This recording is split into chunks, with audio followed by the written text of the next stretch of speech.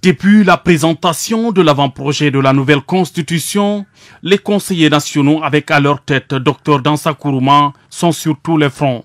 Le but est d'expliquer le contenu de la loi fondamentale, son esprit et sa lettre. Après sa rencontre avec les Guinéens de France et d'autres pays d'Europe et son passage dans les médias internationaux, le président du Conseil national de la transition est accueilli chaleureusement par les travailleurs parlementaires. Nous notons aussi avec satisfaction la campagne de communication médiatique que vous avez réussi avec brio sur les chaînes de télévision et radio nationales et internationales. Nous osons affirmer ici qu'en un laps de temps, Monsieur le Président, en tant que capitaine de vaisseau éclairé, nous nous réjouissons de nous voir d'ores et déjà au bout du tunnel dans l'accomplissement de votre mission. Nous savons que l'ampleur des tâches qui vous attendent ne vous effraie guère. C'est pourquoi nous formulons à l'endroit de tout-puissant Allah de vous donner la force de pouvoir surmonter tous les obstacles éventuels qui se dresseront sur votre chemin en cette période de vulgarisation de la nouvelle constitution. Très enthousiasmé par cette mobilisation spontanée, signe de reconnaissance de ses efforts constants pour le CNT et la Guinée entière, le président de l'organe législatif de la transition, à ses côtés la première vice-présidente de l'institution, réitère sa détermination à œuvrer pour le succès de la transition sous le magistère du général Mamadi Doumbouya. Vous n'avez vu qu'un petit morceau de ce qu'on peut faire ensemble.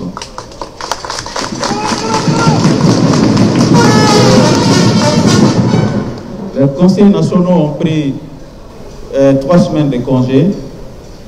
À cette occasion, je me suis déplacé, pas pour dormir, ni pour marcher sur les Champs-Élysées, mais c'était une façon de prendre contact avec les médias internationaux et les faire comprendre que l'image de la Guinée qui est vendue à l'extérieur est une fausse image. C'est peut-être pour faire comprendre aussi à ces médias internationaux que la transition guinéenne n'est pas une transition militaire, c'est une transition civile.